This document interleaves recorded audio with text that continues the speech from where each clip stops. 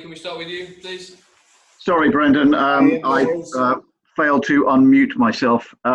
You good? You well? Yeah, I'm very good, thanks. Good. Listen, I want to ask you about your team. I want to ask you about playing against Athens. But look, can I begin by asking you about what happened in Paris last night? Obviously, there's a lot of talk across Europe about it, a lot of focus on it. What did you make of both sets of players coming off the pitch at PSG? Yeah, I was actually watching the other game. I was watching the Leipzig-Manchester United game, and then obviously the reports was coming through from what was happening at PSG. So, yeah, no, I thought it was absolutely the right thing to do, because if you're going to make a stand against this type of behaviour, then there needs to be sort of drastic action, it would seem. And I think it was really good that both sets of players and obviously management came together in that. And like I say, it's, but we can't tolerate that type of behaviour. And of course, if it comes from officials as well, then it's then of course that doesn't sit right as well. So I take my hat off to the players and everyone involved, because if we are going to stamp it out, then you have to do these types of things, unfortunately, and if that helps the process, then it's something that I would definitely support. Η ερώτηση στον προπονητή ήταν, σκοπό να σας ρωτήσω για το αυριανό παιχνίδι, αλλά θέλω να σας ρωτήσω για τα χθεσινά γεγονότα. Πώς τα βλέπετε εσείς, το γεγονός ότι και οι προσφυγές των δύο ομάδων αποχώρησαν από το γήπεδο? Η απάντηση είναι, χθες το βράδυ εγώ έβλεπα το άλλο παιχνίδι της Manchester United με τη Λειψία, οπότε απλά διάβαζα το τι γινόταν στο Παρίσι. Πιστεύω ότι είναι το σωστό πράγμα αυτό που έκαναν οι ποδοσφαιριστές. Πρέπει κάποιος πρέπει να πάρει δραστικές αποφάσεις σε τέτοιες περιπτώσεις. Είναι πολύ καλό το ότι και οι ποδοσφαιριστές των δύο ομάδων αποχώρησαν. Δεν πρέπει να ανεχόμαστε τέτοιες συμπεριφορές, ειδικά όταν προέρχονται από επίσημους, όπως στην περίπτωση τη χθεσινοβραδινή. Στηρίζω αυτό που έκανε οι ποδοσφαιριστές, και αν θέλουμε να εξαλείψουμε τέτοια γεγονότα, τότε έτσι πρέπει να αντιδρούμε. How are things with you for tomorrow? How's your squad looking? Do you have any issues? But having qualified for the last 32, you said it would give you the opportunity to rest some players. Is that still your thinking, or does ensuring that you finish top change your approach a bit? No, I think we will do what we've done throughout this competition, and I'll always pick a team that I believe can win the game. I think we were able to look at that in our last game away, knowing that whatever would happen, we could win the group and finish in first place by winning this game. So we'll pick a team accordingly. Like I said, it's so many games, but the squad, they've absolutely been first class in terms of when they've been asked to come in, and we will pick a strong team to look to get the result. Η ερώτηση είναι για το αυριανό παιχνίδι. Για την ομάδα, αν υπάρχουν κάποιοι τραυματισμοί νεότεροι, και το γεγονός ότι έχει ήδη προκριθεί η Leicester, αν θα δώσει την ευκαιρία στον προπονητή να ξεκουράσει κάποιους ή θα κυνηγήσει την πρώτη θέση. Η απάντηση είναι ότι εγώ πάντα επιλέγω μία ομάδα. Όταν επιλέγω την ομάδα, είναι η ομάδα για να κερδίσει το παιχνίδι. Το κάναμε αυτό και στο περασμένο παιχνίδι. Όλοι οι ποδοσφαιριστές μας τώρα είχαν φοβερή συμπεριφορά, οπότε τους ζήτησαν να παίξουν, τα δίνουν όλα, και πάντα η ομάδα που επιλέγω είναι η πιο δυνατή ομάδα που μπορώ να επιλέξω δεδομένων των συνθηκών και των καταστάσεων. Thank you. Okay, Ian Abrahams, please. Hi, Brendan. How are you? You okay? Glad to be at Leicester press conference. Mark was just saying, because I asked Mark about what happened last night in Paris, and he said that he thought that the battle against discrimination wasn't being won. Actually, he'd seen more incidents of it. We've now seen players walk off the pitch in the Champions League game. We saw it last month in the MLS as well, when Landon Donovan took his team off. Do you think if a similar thing happened over here, we would see it in the Premier League, Brendan, the team walking off? Yeah, I believe so. It's something that we all want to stamp out, and I think now there's a greater awareness of it now. I think, and people are, as I said, tired of it. It's something that we don't want in social life and in sport, of course. So by making these types of actions and walking off, and then of course that is something that is important, because fans are so important in our game, but so are footballers, because the game doesn't happen without football players. So if we as coaches and managers and players have that opportunity to make a stand against it, then of course that is something that I don't think there would be any exception to that in this country. Η ερώτηση είναι πάλι για όσον αφορά τα χθεσινά γεγονότα. Ο Μάρκο Μπράιτον είπε ότι ο πόλεμος εναντίον του ρατσισμού δεν έχει κερδιθεί. Εάν πιστεύει ότι θα δούμε στο μέλλον, στην Premier League, τέτοια γεγονότα να αποχωρούν οι παίχτες από το γήπεδο, και είπε, η απάντηση είναι ναι, πολύ πιθανό να το δούμε. Ο κόσμος τώρα είναι πολύ πιο ενημερωμένος για το πρόβλημα αυτό που υπάρχει. Οι άνθρωποι πλέον έχουν κουραστεί. Έχουν κουραστεί να βλέπουν αυτό να γίνεται συνέχεια. Και σίγουρα ο κόσμος δεν θέλει να συμβαίνει αυτό στη ζωή και φυσικά και στα σπορ. Ναι, οι φίλαθλοι είναι σημαντικοί για μια ομάδα, αλλά και οι ποδοσφαιριστές σημαντικοί για μια ομάδα, γιατί χωρίς ποδοσφαιριστές δεν υπάρχει ποδόσφαιρο. Έτσι λοιπόν, εάν ένας προπονητής και οι ποδοσφαιριστές πιστεύουν στο μέλλον ότι αυτό πρέπει να κάνουν για να δώσουν ένα μήνυμα, τότε είμαι σίγουρος ότι θα συμβεί. Thank you. And just one more, Brendan. You, Spurs and Arsenal, all through to the last 32. Man United will drop down from the Champions League as well. Do you think for the second time in 3 years we could be staring at a competition which is won by one of the teams in the Premier League? Well, time will tell, but certainly the teams that you mentioned are big teams in this country. So top teams and all the teams that have got to the last 32 want to go as far as they possibly can. So yeah, unfortunate for Manchester United to come out of the Champions League, but of course it represents the Premier League in a very strong way in the competition. Η ερώτηση είναι τώρα που στο Europa League εσείς, η Leicester δηλαδή, η Tottenham και η Arsenal και η Manchester United, η οποία έφυγε από το Champions League και στο Europa League, 4 ομάδες αγγλικές στο Europa League, πιστεύετε ότι κάποια αυτές μπορεί να κερδίσει? Η απάντηση είναι θα δούμε. Ένα πράγμα είναι σίγουρο, ότι το Europa League έχει πολύ δυνατές ομάδες, κορυφαίες ομάδες μπορώ να πω, και εντάξει, ήταν κρίμα για την Manchester United που έφυγε από το Champions League, αλλά το γεγονός ότι υπάρχουν 4 ομάδες τις αγγλικές στο Europa League σίγουρα δείχνει τι διοργάνωση είναι. Okay, we'll go to Owen from Radio Leicester and then to John Percy. Hi there, Brendan. Hope you're okay. Hi. I just wondered, you've mentioned, the want to go and win this group and putting out a strong squad to go and win the game tomorrow night. I just wonder how you balance that and what the importance of balancing that is with wanting to win the group along with player welfare and fitness within a really busy period that we're seeing up to Christmas and of course over Christmas as well, alongside maybe offering the experience to some of the younger players that we saw against Zorya.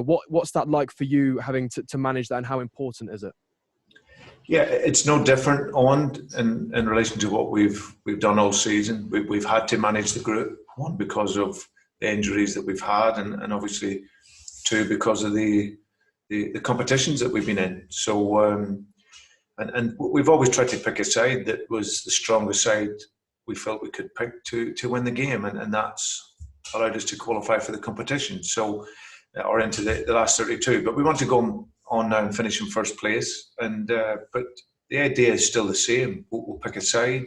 We have to bear in mind, like you say, we game on Sunday, then a game in the midweek, the following Sunday, and then it's all the games come thick and fast. So winning the game, tactics, player welfare, fitness, all of that all comes into your thinking whenever you're picking the team.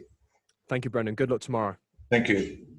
Η ερώτηση ήταν, είπατε ότι θέλει να κερδίσετε το group, δηλαδή να τερματίσει πρώτη η Leicester στον όμιλο.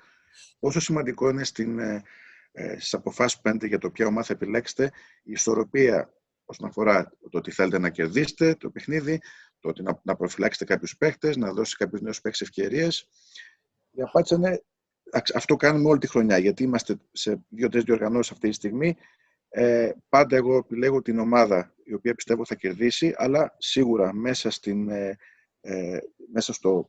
στη διαδικασία που έχω για να πάρω απόφαση για τους ποιους παίκτες θα επιλέξω, είναι οπωσδήποτε παίκτες δυνατούς να κερδίσουν το παιχνίδι, να προφυλάξω παίκτες, να μην τραυματιστούν, να δώσω στους νέους παίκτες ευκαιρίες. Ας μην ξεχνάμε ότι παίζουμε συνεχόμενα παιχνίδια Κυριακή μεσοβδόμαδα, Κυριακή μεσοβδόμαδα. Οπότε ναι, πρέπει όλα αυτά να έρθουν σε μια ισορροπία. Αλλά ο γνώμονας, ο βασικός, είναι ότι η ομάδα που επιλέγω πρέπει να κερδίσει το παιχνίδι. Hi, Brendan. Are you okay? Hi, John. Hi. Obviously, only the second time the club's competed in Europe in sort of 20 years. I mean, you'd have settled for winning the group in the last game. You'd have settled for this position in the summer, wouldn't you? And secondly, I just wondered if there was a clearer timescale on Cags for his comeback. Yeah. Firstly, that was what we wanted to achieve at the start of the qualification phase, John. It was coming into Europe, new experiences, new challenges for most of the group. You know, having to mix European football with league football and domestic football. So for us, we've tried to embrace that and really enjoy that challenge. And yeah, for us to be in the position to win the group, absolutely brilliant. And let's see if we can get to first place. We know we've qualified, but our ambition is to be the best that we can. And then we can put that to bed until the new year and then concentrate domestically.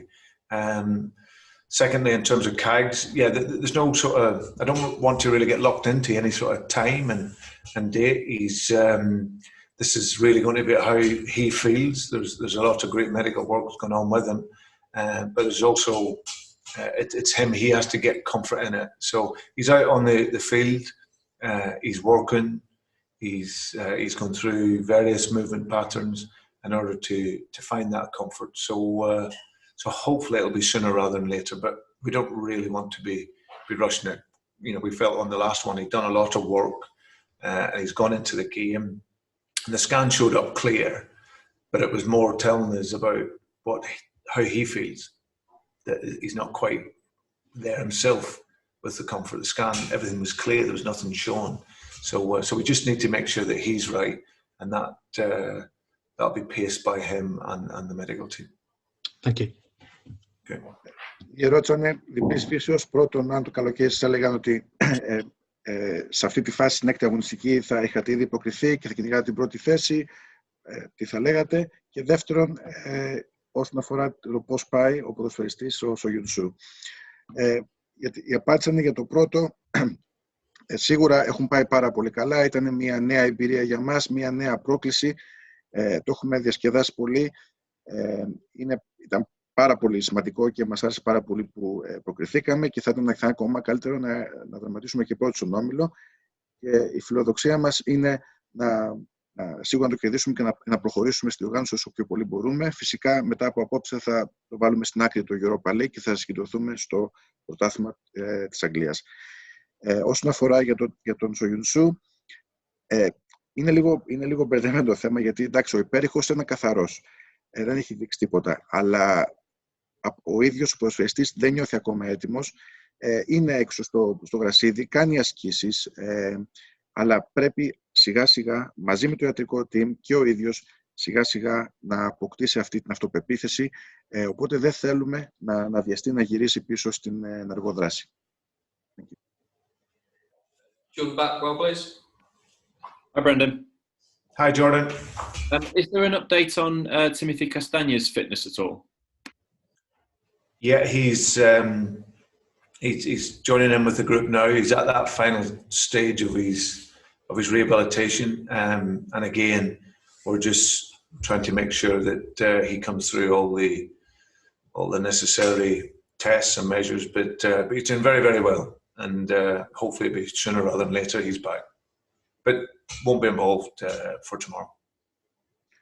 Η ερώτηση είναι για ένα άλλο ποδοσφαιριστή, τον Τίμωθη Καστάνια, πώς πάει τέλος πάντων και αν είναι έτοιμος. Η απάντηση είναι στα τελευταία στάδια της αποθεραπείας, πάει πάρα πολύ καλά.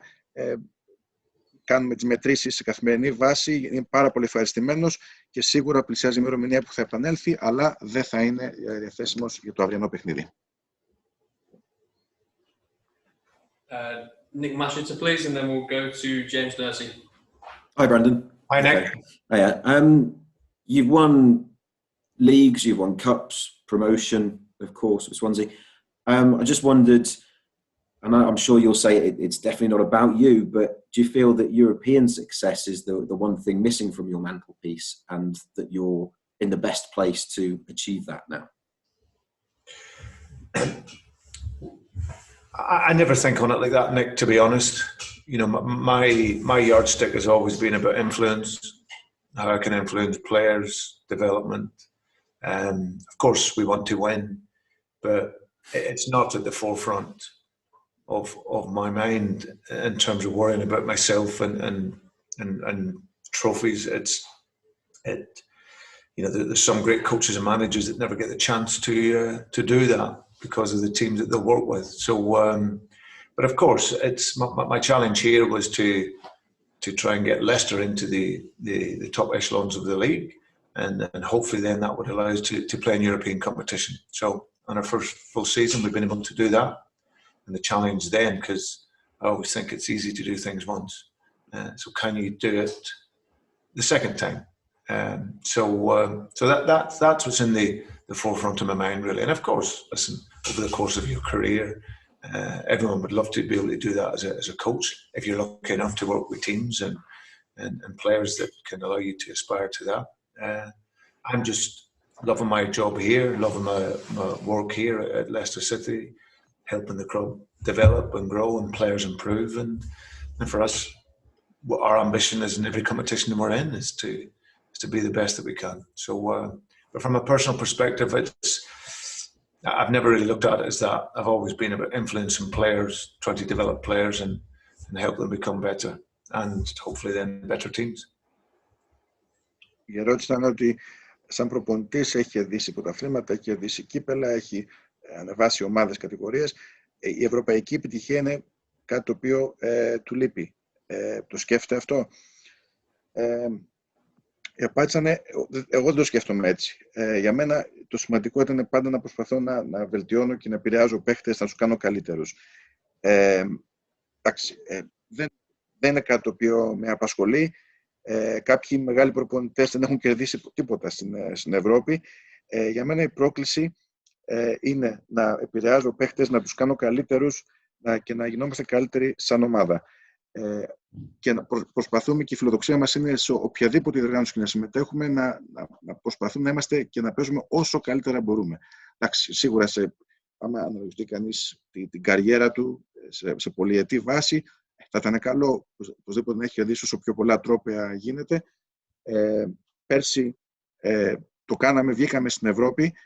Το σημαντικό είναι να κρατιόμαστε εκεί. Δεν είναι μόνο να κάνουμε μια επιτυχία που θα κρατήσει λίγο, αλλά να κρατιόμαστε, να υπάρχει συνέχεια. Και προσπαθούμε τώρα να ανεβούμε όσο πιο ψηλά μπορούμε στην Premier League και να προχωρήσουμε στην Ευρώπη όσο πιο πολύ γίνεται. Thank you. Okay, we'll finish with one from James Nursey. Thanks, guys. Hi, Brendan. Hi, James. Afternoon. Following on from Nick's question a bit, really, how does setting a team up in Europe, competing in Europe, what are the different challenges that presents for you as a boss, and how much do you relish that challenge? Yeah, I love it. It's again, it's not too dissimilar in terms of the Premier League. The Premier League is obviously, of course, a very, very competitive league with a lot of teams and a lot of diverse playing styles and whatnot. So of course you get used to that on a week-to-week basis. I suppose the difference is you may not see so much of the team that you'll play against. But what you always know is that each team that qualifies for a European competition, they're normally the best teams in their country, and they've obviously done consistently well and won games. So they always come in then with confidence to come in and play. So yeah, and in Europe, coaches, very, very good and play the game to a really high level, technically and tactically. And that's obviously the challenges that you want. So it's not too dissimilar to in terms of the Premier League, because the competition there, week in, week out, is at a really, really high level. You maybe not as aware of the individual players as much as what you would be in your domestic competition. Thank you.